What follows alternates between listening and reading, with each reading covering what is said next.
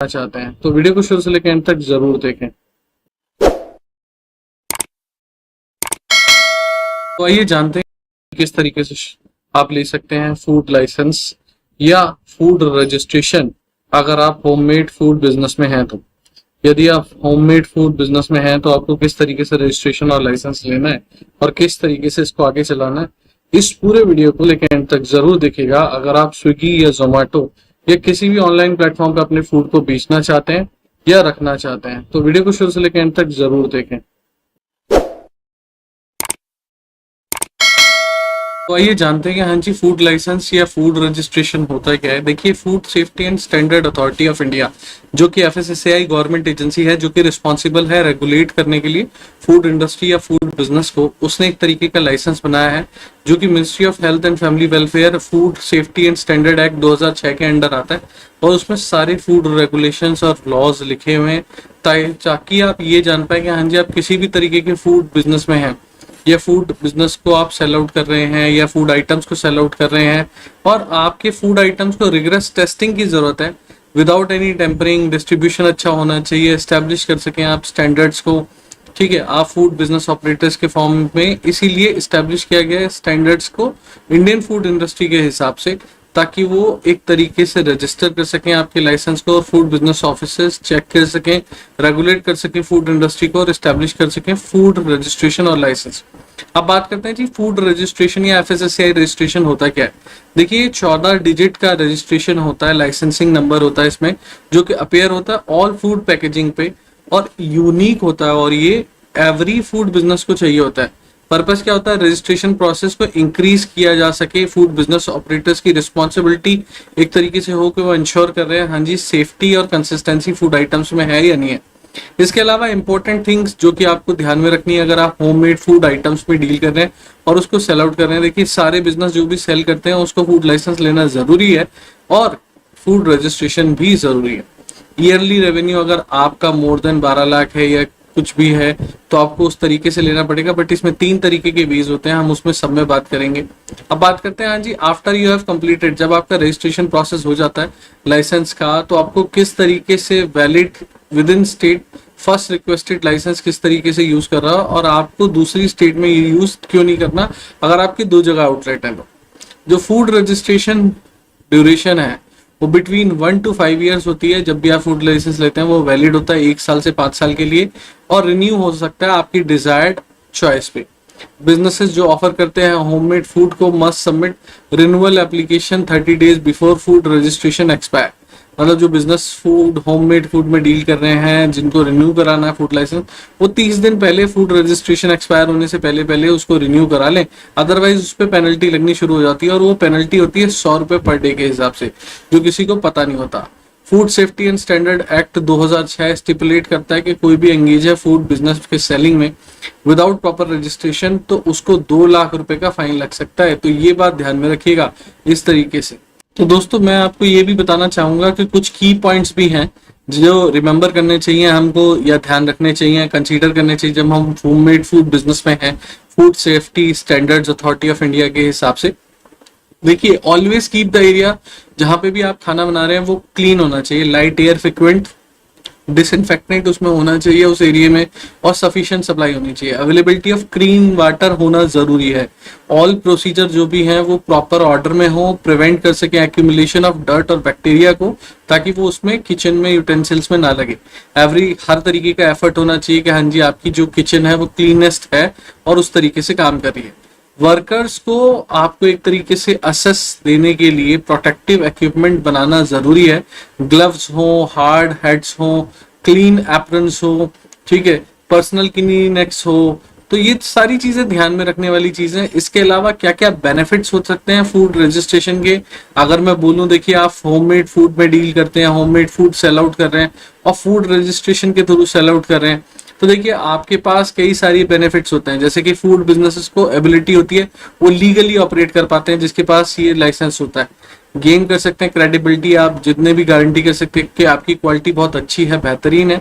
Safety अपने products की आप शो कर सकते हो कि हाँ जी आपका प्रोडक्ट सेफ है। इंक्रीज कर सकते हैं अपने क्लाइंट बेस को, आप फैसिलिटेट कर सकते हैं ग्रोथ को, ठीक है। आप एनहांस कर सकते हैं कि हाँ जी देखिए आप तो अप्रोप्रिएट एफएसएसआई रजिस्ट्रेशन और लाइसेंस लेके काम कर रहे हैं और आप बिल्कुल गवर्नमेंट के हिसाब से काम कर रहे हैं। रजिस्ट्रेशन जो है वो बहुत इजी है और बहुत इजीली अट्रैक्ट करता है इन्वेस्टमेंट को, क्योंकि ऑब्वियसली बात है जब आप रजिस्टर्ड होंगे तो ऑब्वियसली बात है आपके ऊपर जो आपका जो फूड आइटम्स खरीदने वाले हैं वो भी थोड़े सशक्त हो जाएंगे, क्रेडिबल हो जाएंगे कि हाँ यहाँ से खरीदने चाहिए। तो बिजनेस लोन्स और सीड फाइनेंसिंग के ऑप्शन बढ़ जाते हैं क्योंकि आपका बिजनेस क्रेडिबल होता है। ठीक है, तो लेने के लिए बहुत ज्यादा फायदा है इस चीज के लिए अगर आप लेना चाहते हैं तो। एफएसएसआई रजिस्ट्रेशन जो है वो यूजफुल होता है होममेड फूड बिजनेसेस के लिए, सिंस ये शो करता है कि हाँ जी कस्टमर जो है उनके लिए आप कितना केयर करते हैं, आप उनकी हेल्थ और उनकी सेफ्टी इनके फूड प्रोडक्ट्स में टू वे फैक्टर पे आप देखते हैं कि हाँ जी आप उनके लिए कितने सशक्त हैं, आप कितने केयर कर रहे हैं। जो सस्टेनेबल कस्टमर बेस है उसके लिए भी आप बहुत ही बढ़िया तरीके से निष्ठुर हैं और एक तरीके से प्रतिपक्त है। तो ये सारी चीज बहुत जरूरी है, ठीक है, और ये करना भी जरूरी है। तो अब बात करते हैं हाँ जी फ्रीक्वेंटली आस्क्ड क्वेश्चन के बारे में। अगर मैं बोलूँ तो फ्रीक्वेंटली आस्क्ड क्वेश्चन से समझा जाए, सिर्फ एक ट्यूटोरियल वीडियो है नॉलेज पर्पसेस के लिए। दोस्तों ये वीडियो कहीं से कहीं तक किसी भी तरीके का एडवर्टीजमेंट ना है, ना इसे माना जाए ना इसे समझा जाए, सिर्फ एक ट्यूटोरियल वीडियो है नॉलेज पर्पसेस के लिए। दोस्तों ये वीडियो कहीं बिना रजिस्ट्रेशन के जब फूड बेचेंगे तो आपके ऊपर पेनल्टीज हैं, गवर्नमेंट ने पेनल्टीज लगाई हुई है, आपके ऊपर सजा हो सकती है। तो आप उस सजा में, मैं तो नहीं मानता कि हाँ जी आप जाना चाहेंगे या आप उस सजा का कुछ भोगना चाहेंगे। तो इसलिए बहुत ज्यादा जरूरी होता है कि हाँ जी आप अपने फूड लाइसेंस को लेके काम करें। Different types of food registration होता है, मैंने बताया था आपको। बेसिक रजिस्ट्रेशन होता है जब आपका annual turnover up to 12 lakh है, मतलब 12 लाख तक है तो। और दूसरा होता है स्टेट लाइसेंस। स्टेट लाइसेंस होता है बिजनेसेस जिनका टर्नओवर 12 लाख से 20 करोड़ है उनके लिए। सेंट्रल लाइसेंस उनके लिए होता है जिनका अबव 20 करोड़ से ऊपर का एनुअल टर्नओवर है। ये टर्नओवर के बेसिस पे है, बट क्या है इसमें कई सारी चीजें और भी होती हैं। जैसे सपोज आप 2 जगह आउटलेट खोल के बैठे हुए अपने फूड रेस्टोरेंट का, तो आपको ऑब्वियसली बात है स्टेट लाइसेंस लेना पड़ेगा, वहां पे फिर बेसिक नहीं चलेगा। क्या आप सेल कर सकते हैं फूड आइटम को विदाउट एफएसएसआई? नहीं, इलीगल है, मैंने आपको बताया। रिजल्ट हो सकते हैं फाइन्स और इम्प्रिजनमेंट, बोथ के हिसाब से पेनल्टीज लग जाएंगी और वो बहुत सशक्त पेनल्टीज है, आपके ऊपर बहुत ज्यादा ऑफेंस के तरीके से आती है। तो आप बिना फूड लाइसेंस के काम ना करें तो ज्यादा अच्छा है। इसके बाद बात करते हैं कि हाँ जी how often do I need to renew food licence. Food licence को हमको रिन्यू कब करना चाहिए? देखिए आपकी वैलिडिटी मैंने बताई थी 1 साल से 5 साल के बीच में होती है, वो आपकी फूड लाइसेंस पे लिखी होती है। अब आप उसके हिसाब से रिन्यू करा लें, बट रिन्यू एक्सपायरेशन से 30 दिन पहले पहले करा लें। अदरवाइज एक्सपायरेशन के 30 दिन के बाद भी या विद इन एक्सपायरेशन जो भी स्टिपुलेटेड टाइम गवर्नमेंट ने दिया हुआ उसमें फिर आपको हैवी पेनल्टीज लगनी शुरू हो जाती है, जो कि 100 रुपए प्रति दिन के हिसाब से, जब से आपने रिन्यू नहीं कराया।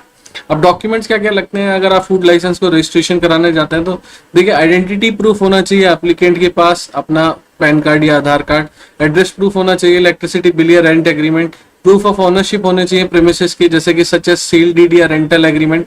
सर्टिफिकेट फॉर्म होना चाहिए कि हाँ जी मेडिकल प्रैक्टिशनर है तो उससे सर्टिफिकेट रजिस्टर्ड होना चाहिए एप्लीकेंट का कि हाँ जी आप फिट है हैंडल करने के लिए फूड के लिए। Certificate from registered sanitary inspector, ये भी जरूरी पड़ता है अगर आप हाइजीन के साथ खाना बना रहे हैं। बेनिफिट्स में बताऊं तो बेनिफिट्स बहुत सारे हैं, मैंने आपको बताए भी थे, फिर भी बता देता हूँ। देखिए कस्टमर का कॉन्फिडेंस बूस्ट हो जाता है आपके फूड के ऊपर, आपके बाइंग जो भी कस्टमर है उनकी बाइंग बढ़ जाती है और सेफ टू ईट समझते हैं कि हाँ जी easily safe to eat product है। आप हेल्प करते हैं बिजनेस में कि आपकी सेल्स इंक्रीज हो जाती है, नए कस्टमर्स आप तक इजिली पहुंचते हैं। इसके अलावा आप कंप्लाई कर जाते हैं जीएसटी और बाकी सारी रेगुलेशंस में, तो बहुत सारे बेनिफिट्स हैं अगर आप देखना चाहें तो। बट अगर आपकी कोई भी क्वेरी है फूड लाइसेंस को लेके तो आप ऊपर दिए हुए नंबर पे जो फ्लैश हो रहा है इस पे व्हाट्सएप करके आप अपनी क्वेरी को पूछ सकते हैं, जान सकते हैं, देख सकते हैं। अगर स्टिल आपको कोई भी क्वेरी है तो आप कॉल भी कर सकते हैं, बट मैं फर्स्ट क्वेश्चन में यही बोलूंगा कि हाँ जी आप सबसे बढ़िया तरीका है कि आप हमको सिर्फ व्हाट्सएप करें।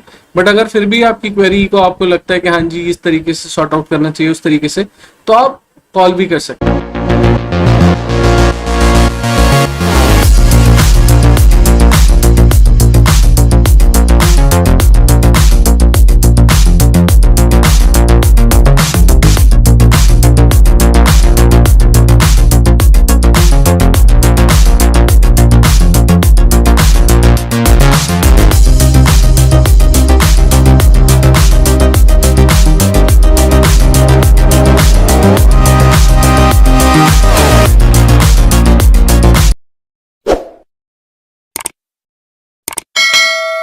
नमस्कार दोस्तों, तो जिस टॉपिक पर आज हम चर्चा करने वाले हैं वो ये